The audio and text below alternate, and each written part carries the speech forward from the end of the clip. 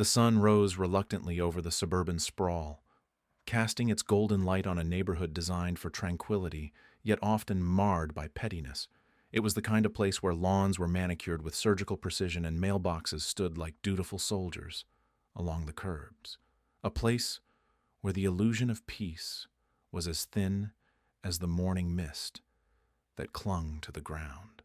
I had chosen this neighborhood for its quietude, seeking a refuge from the chaos of courtrooms and real estate negotiations. Here, I was just another homeowner, supposedly equal under the watchful eyes of the Homeowners Association. That illusion shattered the day Karen Helms decided her new mission would be my house. Karen, the self-appointed queen of the cul-de-sac, had a knack for finding faults in others. She prowled the neighborhood like an overzealous border guard, clipboard in hand, noting every perceived violation of the HOA's bylaws. Her own house was a fortress of compliance. Its hedges, trimmed so neatly they could have been measured by a laser. Its paint as fresh as spring blossoms. Her gaze fell on my property like a hawk spotting a mouse. It began with the flowers. My garden, a tapestry of colors, was a celebration of nature's chaos. To me, it was a vibrant display of life. To Karen, it was an affront to order. A letter arrived, typed and formal, outlining the specific shades of floral rebellion that contravened the HOA's guidelines.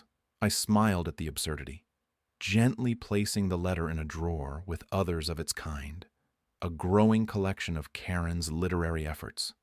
Next, it was the trash bins. Apparently, they had been left out a day too long, standing like lone sentinels on the curb.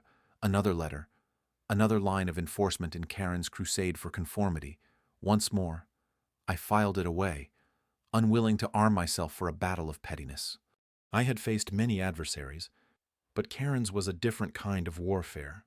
It was a game of attrition, an assault by 1,000 minor cuts, but every letter, every pointed glance, only strengthened my resolve. There was power in restraint, in my refusal to engage on her terms. The crescendo of this one-sided conflict came as no surprise.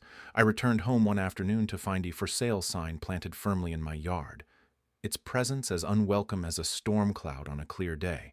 My name was smeared across it, a declaration of my apparent intent to leave, a bold move, even for Karen. For a moment, the audacity left me breathless. It was a masterstroke of passive aggression, a move designed to unsettle, to dislodge my quiet equilibrium. But as the initial shock faded, I saw the humor in it, an unintentional invitation to play a different kind of game. I had always known that beneath my calm exterior lay a mind sharpened like a blade.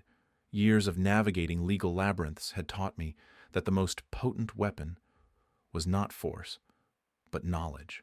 A real estate lawyer, after all, knows the rules of ownership and property better than most. The sign, a symbol of Karen's overreach, became my catalyst. This was no longer a skirmish over flowers or bins. It was a declaration of war, one she had unknowingly prepared me for.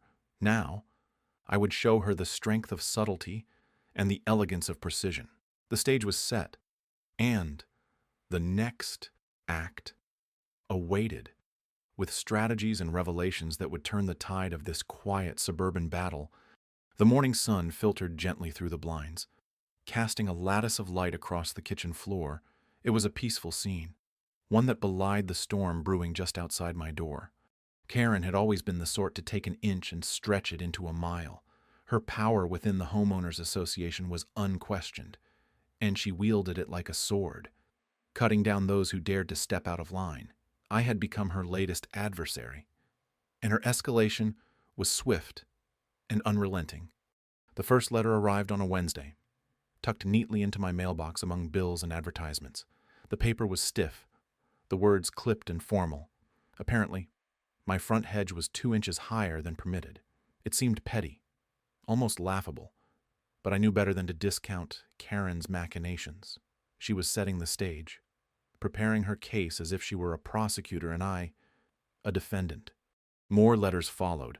My recycling bin was positioned at a 20-degree angle instead of the approved 15. A garden gnome, a gift from a dear friend, was deemed inappropriate ornamentation. Each citation was a brushstroke in her masterpiece of control, a portrait of suburban tyranny. Gossip spread like a low fog across the neighborhood. I noticed the sidelong glances, the hushed whispers when I walked past. Karen was adept at this too, planting seeds of distrust and watching them bloom into a garden of rumors. She had positioned herself as the guardian of propriety, and I, the unruly dissident. I imagined her, sitting behind her floral curtains with binoculars in hand, a self-appointed sentry vigilant against aesthetic chaos. The image was almost comical, if not for the very real consequences of her actions. The absurdity of her campaign was not lost on me. I knew it was a game, and I had been dealt a hand against my will. But games have rules, and I was no stranger to them. I had spent years mastering the intricate dance of property law, learning to anticipate moves before they were made. Karen, however, seemed blissfully unaware of my profession. Her oversight as glaring as her infraction notices. The irony tasted sweet, yet bitter, like dark chocolate. She thought herself a legal eagle, when in truth she was a pigeon pecking at crumbs of power. I watched her avidly, taking note of her tactics, her strategies. Knowledge was my shield, patience, my sword. And so I waited, each letter a step closer to the inevitable climax. Perhaps she believed her efforts would wear me down, force me into submission, but she underestimated the endurance of a lawyer, the quiet resilience of someone who knows the law not as a collection of rules, but as a living, breathing entity. One morning, as I stood on my porch, sipping coffee and watching the sun rise over the horizon, it struck me that this battle was about more than power or control. It was about identity, about who got to write the narrative of our community. Karen may have started the story, but I intended to finish it. With a smile, I turned back inside, ready to prepare the countermoves she could not see coming. Each step was deliberate, each move calculated. The board was set, the pieces aligned. And Karen, for all her vigilance, had no idea that I was a player she could not afford to overlook. The neighborhood's manicured lawns looked like emerald carpets under the morning sun. Each blade was a testament to the HOA's unyielding grip. Karen's latest stunt had been the final straw. Putting my house up for sale without so much as a whisper of consultation was audacious, even for her. But the beauty of arrogance is how it blinds its bearer. Sometimes silence is my ally. The world around me buzzed with the usual morning routine: dogs being walked, sprinklers casting rainbows in the sunlight, and neighbors exchanging polite smiles that never reached their eyes. I stood there, a solitary figure on my porch, sipping coffee that tasted more like resolve. Every action deserves a reaction, a fundamental law of the universe and lawsuits alike. My law degree never felt heavier with its potential. Karen's misstep was my opportunity. I documented everything: the unauthorized sign, the emails, the meetings where my voice had been drowned in a sea of HOA regulations wielded like weapons. Each piece was a thread in a tapestry of inevitability. There's a certain satisfaction in precision, like a surgeon with a scalpel. I prepared my case meticulously. The nuances of real estate law were my playground, and I knew every swing, slide, and hidden corner. This was not just a defense, it was art in legal form. As I gathered my evidence, I watched Karen flit about the neighborhood, her sharp eyes missing little but understanding less. She thrived on control. Yet here, in this game, she was outmatched. She just didn't know it yet. The day of the HOA meeting arrived, a stage set for confrontation beneath the harsh fluorescent lights of the community center. Folding chairs were arranged in neat rows, and the air was thick with anticipation, a courtroom in everything but name. I took my seat among the others, feeling the tension coil around us like a too-tight scarf. Karen presided at the front, her expression a blend of self-satisfaction and authority. She launched into the agenda. her voice a steady stream of rules and reprimands. I waited, patient and poised. The moment arrived as naturally as a predator closing in on its prey. I raised my hand, interrupting the flow with the simplicity of a fallen leaf, altering a river's course. Her eyes met mine, and I felt a flicker of annoyance from her, a small victory in itself. This unauthorized action regarding my property, I began, my voice measured and calm, the room stilled, the ripple of curiosity spreading as my words took flight. I laid out my case, each point a nail in the coffin of Karen's presumption. Her facade faltered, an image in a cracked mirror. The irony was delicious. Karen, the queen of control, had unknowingly handed me the keys to her undoing. The realization dawned on her slowly, the color draining from her face like a sunset in reverse. The HOA's murmured discussions swirled around us, a cacophony of disbelief and intrigue. I held my ground. The eye in the storm. In the end, the board had no choice but to acknowledge the overreach. A retraction was issued, an apology reluctantly extended. The house was mine to keep, as it always had been. As I left the meeting, the night air was crisp with the promise of change. Karen lingered in the doorway, her silhouette framed by the harsh fluorescent glow. Our eyes met briefly, an unspoken understanding passing between us like a cold wind. She turned away, her departure marked by the harsh click of her heels. The neighborhood was quiet as I walked home. The only sounds the whispers of the trees and the steady beat of my footsteps. In the end, Karen's downfall was not just a victory. It was a reminder. Power wielded without understanding is nothing but a shadow, easily dispersed by the light of knowledge and patience. Dusk settled over the neighborhood, casting long shadows that crept up the sides of our homes like dark, probing fingers. The air was thick with the anticipation of a summer storm, the kind that threatened to unravel the tightly woven tapestry of suburban serenity. I stood at the window, watching the world outside as if it were a stage set for some grand, inevitable drama. The "for sale" sign, still absurdly staked in my front lawn, seemed to glow with a malevolent pride, its bold letters mocking the very idea of ownership and agency. It was a symbol of the chaos that had crept into this corner of my life, but also, in a strange twist, a catalyst, a spark that had ignited an unexpected fire. The neighbors had begun to notice. Eyes followed me more closely now, curiosity and judgment mingling in their gazes like oil and water. It was a small community. Whispers spread like the wild honeysuckle that lined the fences, sweet yet invasive. Their curiosity was palpable, a collective inhale before the plunge, and I knew the storm was not far behind. Karen must have felt it too. Her presence was more pronounced in those days, like a queen surveying her queendom, her domain of perfectly manicured lawns and pristine mailboxes. She was a fixture at the HOA meetings, her voice a steady hum of authority, always on the edge of condescension, always wielding her power, no matter how small, like a scepter. But she hadn't calculated the quiet resistance. She hadn't understood the deep roots of community that often lay dormant, unseen, until disturbed. The neighbor's curiosity was not just about the sign, it was about the story behind it. The narrative unfolding in whispers and half-heard conversations. They began to question, to look beyond the facade. Tensions mounted with the summer heat. The air was charged, every interaction crackling with unspoken tension, every glance a potential spark. I felt it, a whisper of change, a shifting tide beneath the seemingly placid surface of our neighborhood life.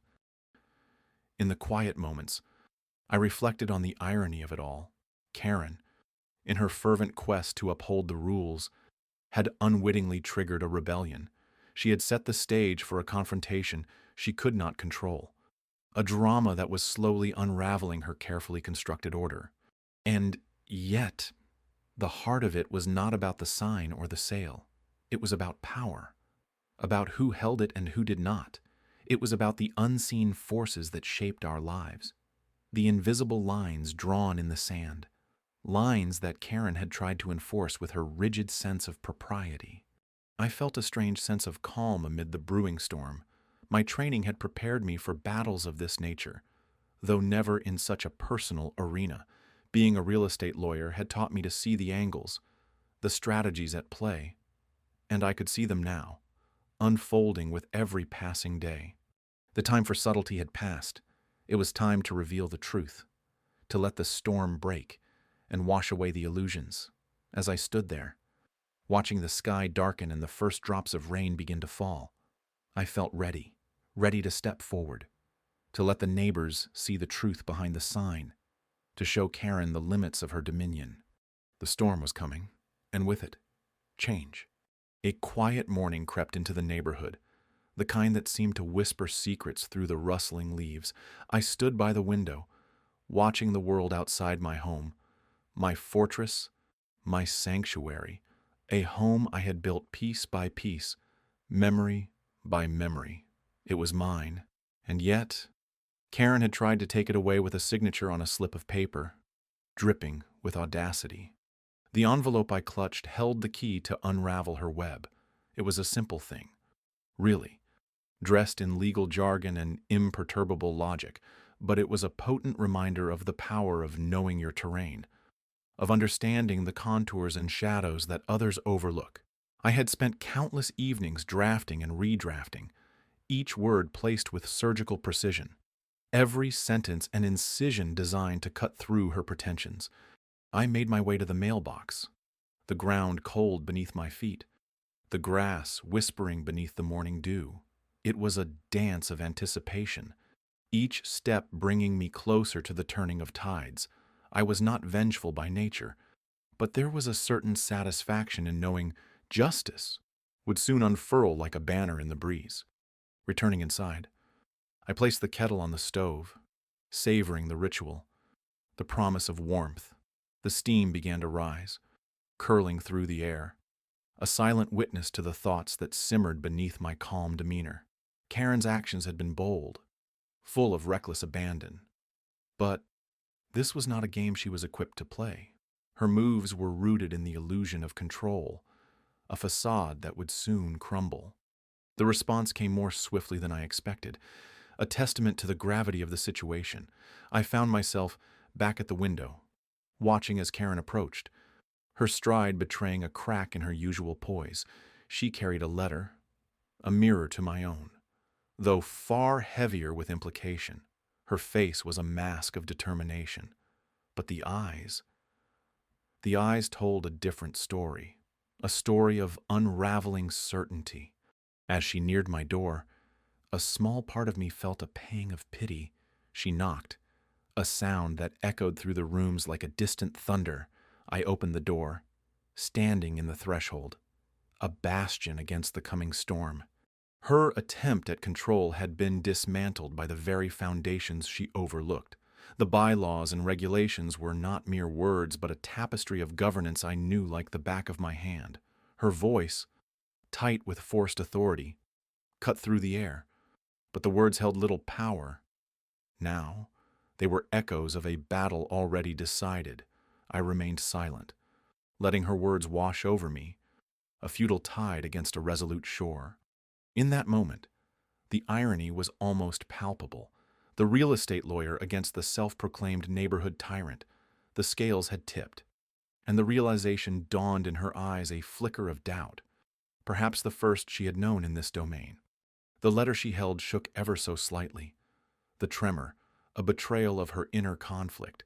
In a rare moment of verbal exchange, I allowed myself the indulgence of a single, pointed sentence, crafted not to wound but to illuminate. It was a simple truth, a gentle reminder of the consequences when one oversteps their bounds. As Karen turned to leave, the wind picked up, carrying away the remnants of her misguided ambition. I watched her go, her silhouette diminishing against the horizon. The sun began to break through the clouds, casting its light over the landscape, reclaiming the morning with a quiet brilliance, and for the first time in weeks, my home felt unthreatened, the air clear and untroubled. The battle had been fought not with weapons but with words, with understanding. with patience, and as I closed the door, I was enveloped by a profound sense of tranquility. The neighborhood had returned to its rightful balance, and I to mine. The day began with a crispness in the air, a fitting backdrop for the final act of this suburban drama. I stood by my window, watching the first light filter through the trees, illuminating the intricate web of an orb weaver spider nestled in the corner of the frame. The web glistened, a fragile testament to resilience and precision, much like my plan. Word had spread through the neighborhood like wildfire. Karen's audacious attempt to list my house without my consent had backfired spectacularly. My legal expertise, once a quiet aspect of my identity, now rendered me a hero in the eyes of my neighbors. The irony of it all was not lost on me. The homeowners association meeting was scheduled for noon. Time seemed to inch forward sluggishly, each second stretching into eternity. Yet, beneath the surface, a quiet resolve simmered. This was not just about reclaiming my home. It was about restoring balance to our community. As I arrived at the clubhouse, a modest venue with its faux colonial facade, I was greeted by nods and restrained smiles. Neighbors who once exchanged empty pleasantries now acknowledged me with newfound respect. The air was charged with anticipation. Karen, predictably, sat at the head of the table, her expression a mask of defiance and desperation. I took my seat, feeling the weight of expectations settle on my shoulders. The meeting commenced with the usual formalities, but an undercurrent of tension prickled the air. The room was a canvas of beige walls and generic art, an ironic backdrop for what was about to transpire. Karen's voice, sharp and clipped, broke the silence. She attempted to justify her actions, weaving a tale of misunderstood intentions and miscommunication. Her words, crafted with the precision of a needle, sought to mend the gaping tear she had created. But the damage was done. The fabric of trust had unraveled. It was my turn to speak. I rose, my heart pounding a steady rhythm. With measured words, I outlined the legal violations, the ethical breaches. Each sentence was a carefully aimed arrow, piercing the flimsy shield of Karen's defense. The room hung on my every word, the silence thick with unspoken judgment. Karen's facade began to crack, her eyes darting nervously. She attempted to interrupt, but I continued, unyielding. This was my stage, my moment to reclaim not just my home, but the integrity of our community. The irony of a real estate lawyer being thrust into this role was not lost on me. Life, with its peculiar twists, had positioned me perfectly for this moment. Then, in a single, poignant line, I drove the final nail. A statement so simple, yet undeniable. It echoed through the room, resonating with truth. Karen was sidelined. Her power diminished in the face of collective will. The neighbors, once passive players in her game, now found their voices. The meeting concluded with a vote. Karen was removed from her position, a decision born not of malice, but of necessity. It was a quiet coup, a reclaiming of peace and sanity. The room exhaled as one, relief palpable in the air. The community had been restored. As I walked out into the afternoon sun, I felt lighter, unburdened. The warmth of the sun on my face was a reminder of the simple joys often overshadowed by conflict. My home, no longer just a house on a listing, awaited me at the end of the street. In the end, it was not about revenge, but restoration. The web had been mended, stronger for its trials, and as I turned towards home, I knew that while Karen's chapter had closed, the story of our neighborhood was far from over. It was a new beginning, woven with threads of resilience and newfound unity.